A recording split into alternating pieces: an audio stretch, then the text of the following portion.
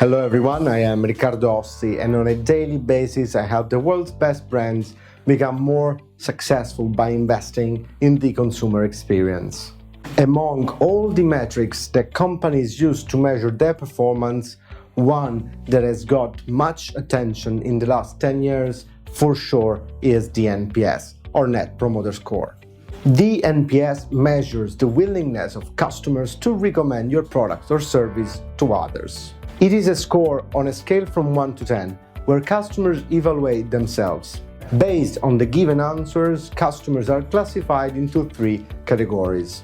Number 1, detractors, who gave a score from 1 to 6, and are basically people that are not satisfied with your product, and of course are far away from recommending it. Number 2, passives, who gave a score from 6 to 8, and these are people that are okay with your product, but are not big fans. Number 3, promoters, who gave a score from 9 to 10, are so excited about the experience with your product that they would recommend it to others, acting as your ambassadors. The Net Promoter Score is then calculated by subtracting the detractors from the promoters. It sounds like an interesting indicator, right? In fact, many of the largest companies in the world use it extensively.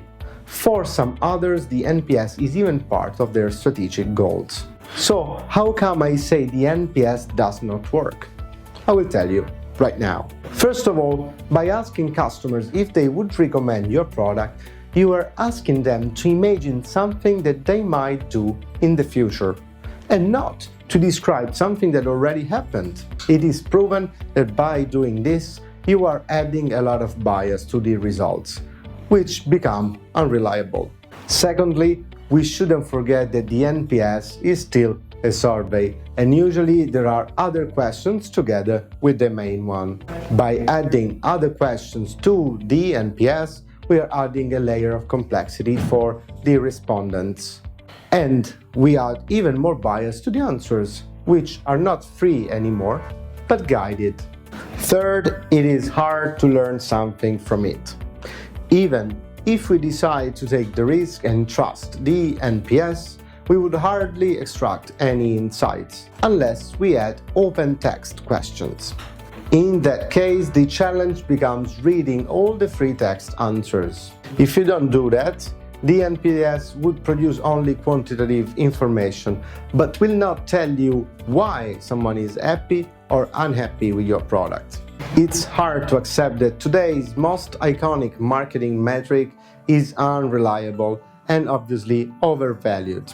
However, you can still run experiments to verify the quality of its results. For example, you can change the main question from "Will you recommend us?" to "Have you recommended us?"